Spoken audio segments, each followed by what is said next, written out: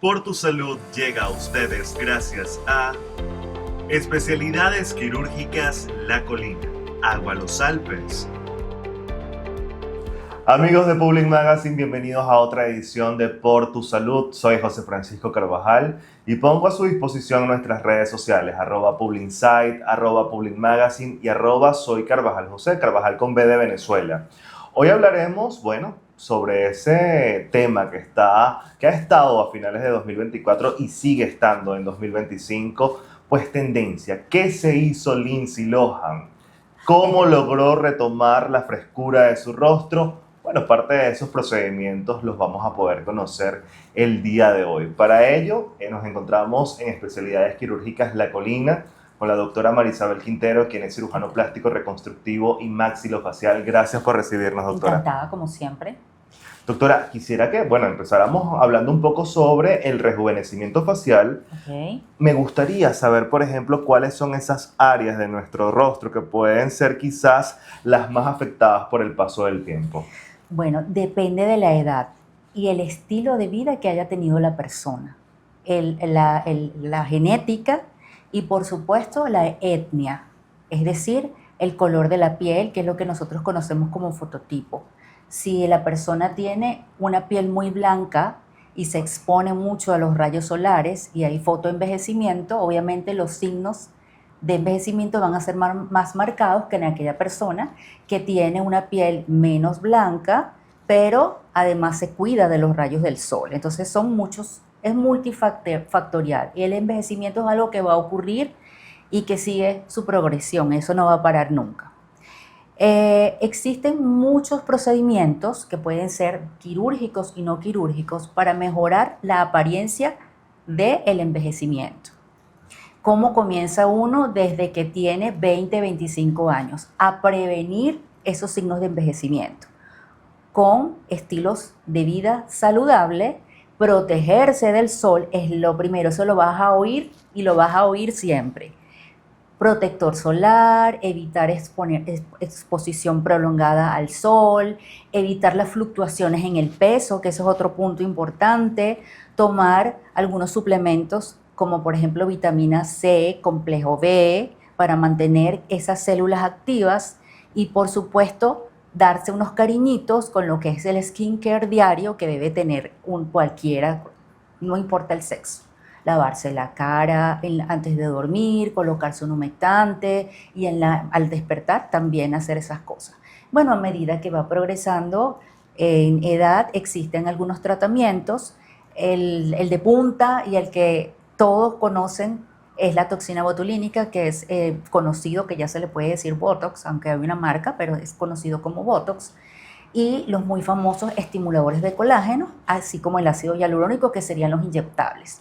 Y luego vienen las cirugías, que existen cirugías mínimas para contorno de ojo que se pueden realizar en personas jóvenes, o sea, no hay una edad específica o establecida para empezar a realizarse un procedimiento. Hay signos de envejecimiento y hay diagnósticos en los cuales uno puede llegar a una conclusión con el paciente y ver si amerita o no amerita realizarse ese tipo de procedimiento.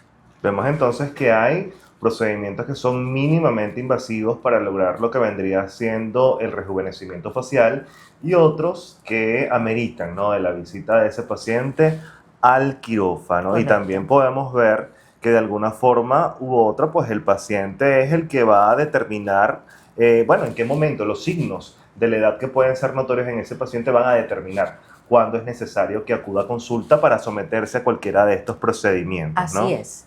Porque también existen otro tipo de procedimientos que son no invasivos, que es la aparatología, donde tenemos lo que es la fotónica en medicina, que son los láseres, luz pulsada o lo que es la luz LED, que se sabe que causa una estimulación importante, que son las mascaritas rojas, esas que son muy famosas y que también se pueden comprar para que en casa el paciente siga el tratamiento. Y los procedimientos de aparatología un poco más ablativos, que también están los láseres ablativos como el CO2 y el Erbio, y el muy famoso Morpheus 8, que es el radiofrecuencia fraccionada con agujas, que causa una estimulación directa sobre la célula y sobre la piel y el colágeno para que exista una estimulación rápida con el progreso del tiempo, el paciente va a ver cómo esa cara va mejorando tanto en calidad de textura como en minimizar lo que son las arrugas finas. Entonces, hay un abanico de opciones para mejorar la apariencia de la piel en cualquier edad. Hay para todas las edades. Esos son los no invasivos, ¿cierto? Correcto. ¿Cuáles vendrían siendo los mínimamente invasivos? Los inyectables, todo aquello que rompe la barrera cutánea, todo aquello que penetra al paciente con una aguja o con la misma aparatología es mínimamente invasivo. ¿Okay? También está el endoláser, que es otro tipo de procedimiento con el cual podamos lograr retracción cutánea, es mínimamente invasivo no quirúrgico. Y luego viene la clasificación de los quirúrgicos, que sí son cirugías. ¿Cuál es la preparación previa de este paciente antes de ser sometido a cualquiera de estos procedimientos? Y también me gustaría conocer un poco quizás esos factores que ustedes como especialistas toman en cuenta al momento de elegir el procedimiento que va a ser empleado en este paciente en particular. Bueno, esa pregunta es muy importante porque estamos acostumbrados a llegar y a realizar el procedimiento sin preparar al paciente. Y el gold estándar actual es la preparación previa del paciente. Hay cosas que uno puede mejorar para que los resultados quirúrgicos o no quirúrgicos sean mucho más adecuados. Es decir, si el paciente tiene sobrepeso o el paciente tiene alguna enfermedad metabólica importante, ideal es trabajar con el especialista, el endocrino o el nutricionista para llevar a ese paciente, mira, vamos a realizar algo sobre el aumento de peso que tienes para que cuando te hagas un procedimiento quirúrgico y rebajes después de que te hagas tu procedimiento, pues mejore, no se vaya a perder parte de la cirugía. Si es un paciente que tiene, por ejemplo, un fotodaño importante o tiene una calidad de colágeno que no nos parece que está bien, vamos a preparar ese paciente con estimuladores de colágeno o vitaminas y luego le hacemos un láser. La preparación es importante. ¿Qué factores de riesgo tomamos en cuenta? Bueno, factores metabólicos importantes, cardiovasculares, cuando el paciente se va a realizar una cirugía. Cuando el paciente se va a realizar una cirugía, se piden todos sus preparatorios, se manda a 2 especialistas en riesgo quirúrgico, que es el cardiólogo. Si el paciente tiene otra enfermedad metabólica, por ejemplo, se debe mandar al endocrinólogo para que nos dé ciertos detalles de su enfermedad que tiene. Y por supuesto, lo último sería el anestesiólogo, que le va a hacer su evaluación y va a determinar qué tipo de anestesia vamos a utilizar en el paciente. Generalmente, los procedimientos quirúrgicos pequeños, como por ejemplo es la cirugía sobre los ojos, que se llama blefaroplastia, o una cirugía que no necesita mucho más allá de unas 2 horas o 1 hora y media de cirugía, se realizan con anestesia local y una sedación que da un anestesiólogo. Pero el que decide qué tipo de anestesia se debe dar o no es el especialista en el área, que es el anestesiólogo. Por supuesto. Bueno, yo creo que en parte, ¿no? La duda que tienen muchas personas en este punto de la entrevista es precisamente cuáles son las complicaciones que pueden presentar o que pueden generar aquellos procedimientos mínimamente invasivos que se pueden realizar para el rejuvenecimiento facial, pero eso lo vamos a descubrir al regreso de esta pausa. Nosotros seguiremos conversando con la doctora Marisabel Quintero, cirujano plástico reconstructivo y maxilofacial. Vamos a cumplir con nuestros anunciantes, pero ya regresamos con más.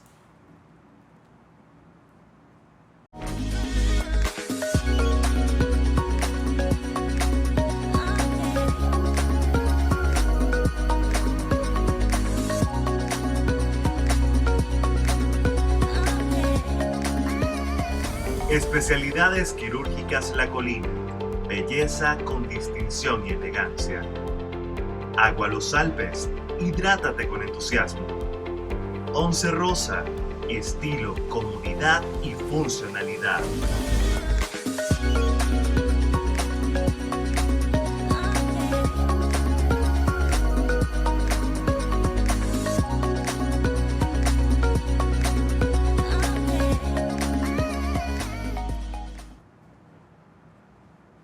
Continuamos con más de Por Tu Salud y conociendo parte de esos procedimientos que pueden ser empleados en los pacientes que desean mantener la frescura de la piel, sobre todo de esa que ocupa nuestra cara, que quizás es parte de las preocupaciones más frecuentes en todo lo que tiene que ver con nuestro cuerpo. Para ello continuamos en Especialidades Quirúrgicas La Colina con la doctora Marisabel Quintero, cirujano plástico reconstructivo y maxilofacial. Antes de irnos a la pausa, Marisabel, yo asomaba quizás la posibilidad de las complicaciones que pueden ser consecuencia de estos procedimientos mínimamente invasivos. Yo quisiera que nos explicaras cuáles pudiesen ser las más frecuentes y sobre todo las soluciones que ustedes como especialistas ofrecen a estos pacientes para revertir un posible daño. Ok, primero y principal vamos a hablar de los procedimientos que son mínimamente invasivos, que vamos a hablar de los inyectables. Es importante que el paciente sepa que con una agujita se puede hacer mucho daño y por ello deben acudir a especialistas que tengan, médicos que tengan entrenamiento suficiente en este tipo de procedimientos. ¿Por qué? Porque una de las complicaciones con las cuales nadie quiere tener y que nos hace correr a los especialistas son las complicaciones vasculares. Es decir, que uno de estos productos que coloquemos se vaya por uno de los vasitos que tenemos en la cara, que conocer ampliamente la anatomía parece muy sencillo, agarrar una aguja y colocarla en la cara del paciente, pero si no tenemos un conocimiento vasto de la anatomía y de la vascularidad de la cara, podemos hacer daño. Es decir, necrosis, inclusive hasta ceguera puede causar una aplicación mal colocada de un inyectable. Cuando hablamos de complicaciones estéticas, que no serían las médicas, que nadie quiere tener, sino las estéticas, es decir, no me gusta el resultado, lo bueno es que estos productos, todo lo que usted se coloque en la cara debe quitarse el efecto. En el rostro no se puede colocar nada definitivo. Todo tiene una vida media, un metabolismo y debe absorberse. Desde la toxina botulínica que tiene una vida media, una vida de acción y todos los inyectables también tienen una vida media. En el caso del ácido hialurónico, cuando hay una cantidad de ácido hialurónico colocado que puede ocasionar un aspecto que no es muy estético ni agradable, sino más bien hace ver al paciente con la cara gorda, unos labios muy grandes, unos pómulos muy hinchados, unos cachetes muy grandes, tenemos la ventaja de que podemos utilizar hialuronidasa para degradar ese ácido hialurónico y revertir esa cantidad de inyectable que se le pudo haber colocado al paciente. En el caso de los otros inyectables, que son los estimuladores de colágeno, se debe ser un poco más delicado a la hora de su colocación porque, por ejemplo, la hidroxiapatita, que es uno de los estimuladores de colágeno preferidos porque su mecanismo de acción es bastante agradable y duradero en el tiempo, pues no vamos a tener un antídoto, por llamarlo así. Pero sí va a tener una vida media y existen algunos procedimientos como la radiofrecuencia, la misma radiofrecuencia con aguja, que pueden acortar la vida media de ese producto que coloqué. Entonces siempre vamos a tener herramientas para acortar la vida media de estos productos y que si el resultado estético no nos gustó, pues vámonos a quitar ese producto que no nos gustó. Yo creo que esto es algo muy importante y que de alguna forma u otra le quita al paciente la preocupación que pudo haber dejado los polímeros, ¿no? Porque, digamos, muchas personas aún incluso en la actualidad dudan de someterse a cualquier tipo de procedimiento. Yo recuerdo que, por ejemplo, he tenido la oportunidad de hablar con muchos compañeros y, por ejemplo, cuando me ven, porque yo suelo subir en redes sociales que me coloco Botox o que me colocan Botox, me dicen, cuidado, te vas a deformar la cara, porque generalmente también cometen el error de confundir el Botox o la toxina botulínica con una sustancia de relleno. Correcto. Y existe también ese miedo, pero yo considero, no sé si estoy en lo correcto, que ese miedo es postraumático después de lo que ocurrió con los polímeros. Sí. Yo quisiera conocer en este caso, Marisabel, que nos hablaras un poco, ¿no?, sobre todo lo que vienen siendo los controles sanitarios y los controles médicos que existen en la actualidad, que validan y que nos dan a nosotros la seguridad de que las sustancias que se emplean en este momento en los consultorios son seguras para la salud del paciente. Sí. Y que, tal como tú lo indicas, bueno, en caso de que el resultado no haya sido el que deseamos o que quizás bueno, deseamos hacer algún tipo de modificación, podamos revertir eso. Ok, bueno, eso es importante. Es importante acudir, como te dije inicialmente, a médicos que estén entrenados y que tengan la responsabilidad de colocar un producto que esté dentro de la terminología legal y con su permisología bien, es decir, productos conocidos y que estén avalados por Contraloría Sanitaria.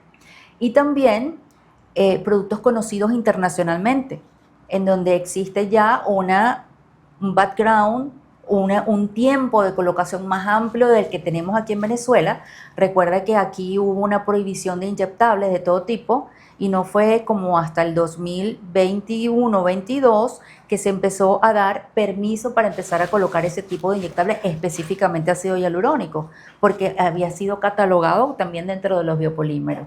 Pero bueno, se logró demostrar que el ácido hialurónico lo tenemos todos en el cuerpo, ¿okay? Que es una molécula que se encarga de mantener la hidratación, en el caso de la piel, de todo lo que es la matriz extracelular, y mantiene esa célula que se encarga de producir colágeno en una estabilidad de nutrición sana, y que se puede colocar con seguridad de manera externa, es decir, hecha en un laboratorio, porque ya conocemos la historia del ácido hialurónico y que se va a degradar, es decir, no va a estar todo el tiempo en el cuerpo. Tampoco se debe abusar de la cantidad de inyectables, porque si bien es cierto que el ácido hialurónico se degrada, si yo me coloco al paciente 20 jeringas de ácido hialurónico en un pómulo, mecánicamente yo le voy a hacer una expansión al tejido. ¿Ok?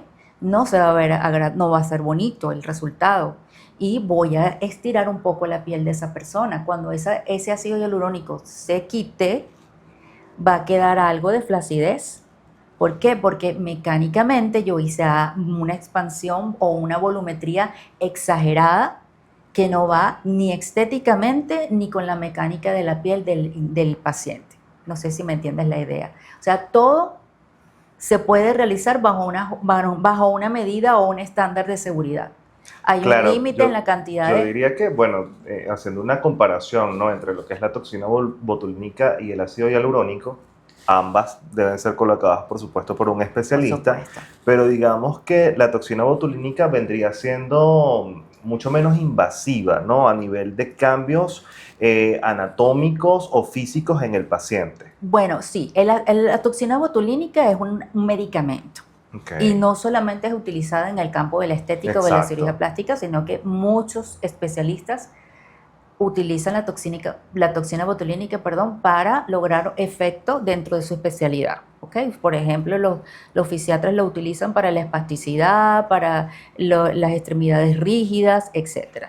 Nosotros lo utilizamos en estética y no es un relleno.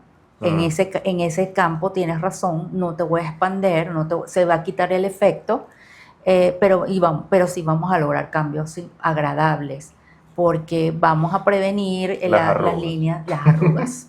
Exactamente. Exacto, vamos a prevenir las arrugas, pero digamos, estéticamente hablando, una vez deja de surtir efecto, una vez desaparece, se absorbe o simplemente desaparece la toxina botulínica, no vamos a tener ningún tipo de problema, porque, bueno, el cuerpo va a quedar, el único cambio que sí vamos a ver y que es desfavorable es que al hacer cualquier gesto, pues sí nos vamos a arrugar, pero digamos... Otro mito es, ¿voy a quedar más arrugada después? No. Es todo lo contrario. O sea, a medida que usted sea regular al colocarse la toxina botulínica cada 4 o 5 meses, que es lo que debe durar aproximadamente con la dosis que se utiliza en estética en los planos musculares faciales, ese músculo se va a ir cada vez adaptando, domesticando, o su movimiento va a ser un poco más lento y se va a retardar la aparición de esos signos o las líneas de expresión que son consecuencia de los movimientos musculares. Entonces, sí, es bueno írselo aplicando y ser consecuente para evitar que esa arruga que esa línea de expresión se convierta en una arruga verdadera, que después, aunque hagas el movimiento, va a estar allí. Y bueno, hay que aplicar otro tipo de procedimientos como rellenos, colocar estimuladores de colágeno, algo que me rellene la zona porque ya la piel allí se formó la arruga. Es así, bueno, vemos entonces parte de los procedimientos mínimamente invasivos para dar solución a esos problemas de flacidez en el rostro que pueden dar quizás un aspecto un poco mayor. Sin embargo, bueno, también es necesario hablar de los procedimientos quirúrgicos que son empleados en la actualidad, quizás para responder a las necesidades de pacientes que tienen mayores síntomas, ¿no? O mayores signos de la edad y que son un poco más notorios. Pero me gustaría hablar primero, Marisabel, sobre, digamos, el proceso de selección de un paciente. Por ejemplo, cuando ustedes como especialistas dicen, mira, según sus características, según su edad, es necesario que, por ejemplo, él no se someta o ya no vale la pena de que se someta a procedimientos mínimamente invasivos, sino que simplemente es necesario ir a quirófano. Bueno, eso ha cambiado mucho. Eso ha cambiado mucho porque ya no existe una edad. Ok. ¿Sí? Puede ser un paciente joven, pero que se hizo, por ejemplo, una cirugía para bajar mucho de peso, como una cirugía bariátrica, y tuvo una pérdida importante de peso, una pérdida masiva de peso, perdió 80 kilos, por decirte algo. O sea, un paciente que por más que él quiera cuidarse, va a perder tejido, la piel va a sufrir y va a caer. Entonces, esos son pacientes que, aunque son jóvenes, 30, 32 años, se someten a una cirugía de un lifting facial porque realmente la cara se cayó. El triángulo de la juventud está invertido. ¿Okay? El triángulo de la juventud es que tratamos de que todo esté arriba y aquí seamos triangular. ¿Qué pasa cuando con el envejecimiento se invierte? ¿Por qué? Porque con el envejecimiento no solamente vamos perdiendo turgencia en la piel, sino que el hueso se va perdiendo y el hueso, el soporte óseo, que es el que mantiene el tejido en su lugar, ya es más pequeño. Entonces hay un doble componente.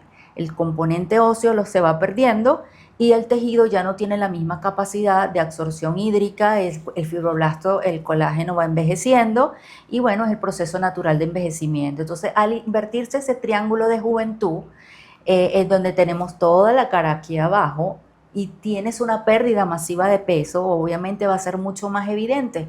Vamos a ver líneas platismales más evidentes, todo lo que es la línea de la mejilla está hacia abajo. Entonces son pacientes que se van a beneficiar mucho con una cirugía facial en su momento, se van a ver mucho mejor a que esperen más tiempo. Igual los párpados. Antes se decía, bueno, no te operé los párpados porque estoy muy joven, pero si es un paciente que genéticamente viene con bolsas palpebrales, porque hay pacientes jóvenes que tienen unas bolsas evidentes y se ven todo el día cansados, con ese ojo encapotado o exceso de piel en el párpado superior, y tengo 32, 33 años, es un paciente que tú puedes someter a una cirugía y se va a beneficiar. Y los cambios a largo plazo van a ser mejores porque vamos a operar al paciente con un tejido joven, con un músculo, con un buen movimiento, un músculo auricular que está bien. Entonces, en esos pacientes los resultados son siempre mejores. ¿Qué quiero decir con esto? Que sí es cierto que la cirugía uno la destina cuando hay determinada edad, no es para todos los pacientes, pero no tampoco es una regla de que, mira, tengo que esperar determinada edad para hacerme una blefaroplastia, por ejemplo, que es una cirugía pequeña, muy agradable, con cambios muy sutiles, o para hacerme un lifting porque tengo el cuello muy caído, porque bajé mucho de peso. Esos son pacientes que, no importa que estén jóvenes de 30, 34, 35 años, pueden realizarse una cirugía y van a tener resultados estupendos. Por eso es importante siempre buscar, en este caso, la asesoría de un especialista para determinar cuál es el procedimiento que más se adapta a nuestras necesidades. Ya se nos está terminando el tiempo, nos hablabas de 32, 30, 33 años, pero 38 años son los que tiene Lindsay Lohan, y hemos visto, ¿no?, que en redes sociales se ha viralizado a finales de 2024 y todavía a principios de 2025, bueno, esos cambios físicos que ella ha logrado. Yo quisiera que como especialista nos ayudaras quizás a entender un poco, ¿no?, a descifrar cuáles pueden ser los procedimientos a los cuales ella, bueno, ha consultado, ha disfrutado para obtener esa imagen fresca que hoy en día bueno, vemos. Vamos a especular un poquito y vamos a decir las cosas que ella ha dicho que se ha hecho. Vamos a ver ¿Quién es ella? Ella es una joven de 38 años, está joven, no tiene problemas hormonales. Sus rasgos son espectaculares, bellos, tiene una nariz, parece rinoplastia, pero siempre ha sido su nariz muy definida, ojos almendrados, con un color de ojos muy bonitos, una piel muy blanca. ¿Qué ha dicho ella? Que aparte de eso, ella cambió sus hábitos de vida. Ella era una persona que comía muy mal, chatarra, 8, 9 latas de Coca-Cola al día, tenía algo de sobrepeso, aparte de eso mucho estupefaciente, mucho alcohol, una vida un poco desordenada que ella mejoró y cambió. Ella cambió su estilo de vida, bajó algo de peso. ¿Y qué ha dicho ella que se ha hecho? Ella dice que se ha hecho mucho láser ablativo, IPL para las manchas, porque era muy pecosa, se ha hecho Morpheus 8 también para mejorar la calidad de la piel, tiene fillers en los labios, bajó de peso, bajó algo de peso, tiene carillas que ya con mejorar la dentadura mejora pero completamente el perfil y al poner labios y una dentadura, el diseño que ella tiene es muy bonito. Puede que tenga, vamos a especular aquí, que ella no lo ha dicho, pero lo que uno más o menos ve, aparte de todo lo que es la aparatología que se ha hecho, puede ser que el bajar de peso haya mejorado un poco lo encapotado de sus ojos, pero hablando como cirujano plástico pareciera que se hubiese hecho una blefaroplastia superior. Al bajar de peso hay 2 puntos en el rostro que te cambian, que es la nariz y los ojos. La nariz se va a ver más perfilada cuando el paciente baja de peso. Tú ves un paciente que se sometió a una dieta rígida y bajó 10, 12 kilos y le vas a ver que los cambios en la cara también. El ojo también se ve un poco más desinflamado, menos encapotado. Pero si no fue el peso que bajó, es una pequeña blefaroplastia superior, algo de bioestimuladores, ácido hialurónico en los labios y toda la cantidad de medicina fotónica que ella misma dice que se ha hecho, se ha hecho láseres ablativos como el CO2 y el Herbio, y se ha hecho IPL para sus manchas. Entonces yo creo que esos detalles, y lo más importante, que ella cambió por completo su estilo de vida, hace ejercicio, ya no sé, alcohol, Sí, ni ya no estupefaciente, consume ya no sustancias consume, que no. está espectacular. Y el cabello, bello, con sus extensiones, que me parece que le quedan espectaculares, o sea, está muy bonita. Entonces, por eso es que ha sido tanto, el boom, porque vemos un antes de ella con un cabello no muy bonito, un color no muy bonito, unos dientes maltratados, con algo de sobrepeso, muchos fillers. Creo que ella se colocó hubo un tiempo en que ella tenía esos labios muy grandes con unas mejillas muy, muy gorditas. Estaba gordita también. Bueno, ahora está espectacular. La felicito. Ah, bueno, ya lo sabe Y a la entonces. doctora que la trata también ha hecho un excelente trabajo. O sea, me parece que lo que se ha hecho desde el punto de vista estético ha estado muy bien, porque se ve espectacular. Así es, ha sido atinada entonces y habría que reconocer no solamente en este caso, bueno, digamos el dinero que puede tener, porque eso También. también es un factor Sí, importante, pero yo destacaría en este punto 2 aspectos y es precisamente, en primer lugar, los cambios que nosotros podemos hacer en nuestras vidas, los hábitos que los podemos mejorar, ciertas reestructuraciones en nuestra mente para hacer cosas que son mucho más correctas y que no solamente nos hacen socialmente mucho más aceptables, sino que nos hacen mucho más por saludables. supuesto. Y por otro lado, estar siempre de la mano de un especialista. Así que si usted que nos está viendo desea ese tipo de cambios, bueno, positivos en su aspecto físico, deben, por supuesto, acudir a consulta con la doctora Marisabel Quintero. Marisabel, redes sociales. Encantada. Bueno, en mis redes sociales son @DRA Marisabel Quintero. Estoy en el Majestic, que eso queda en la Campiña, diagonal a la Policlínica Santiago de León, piso 13, especialidades quirúrgicas La Colina. Muchísimas gracias por Encantada recibirnos. siempre. Y gracias a ustedes, por supuesto, por la sintonía. Esperamos haber aclarado ciertas dudas, haberles quizás encendido el bombillo para que hagan cambios en sus rutinas diarias que sean beneficiosos, como lo mencionaba, para su aspecto físico y para su salud. Y por supuesto haber aclarado ciertas dudas en relación a estos procedimientos. Desmitificar también quizás parte de esa información que han recibido en algún momento y que los ha llenado de miedos y de incertidumbres sobre estos temas. La invitación, por supuesto, es a que nos siga a través de redes sociales, @PublinSite, @PublinMagazine y @SoyCarvajalJosé. Será hasta una próxima oportunidad. Por tu salud llegó a ustedes gracias a Especialidades Quirúrgicas La Colina, Agua Los Alpes, Once Rosa,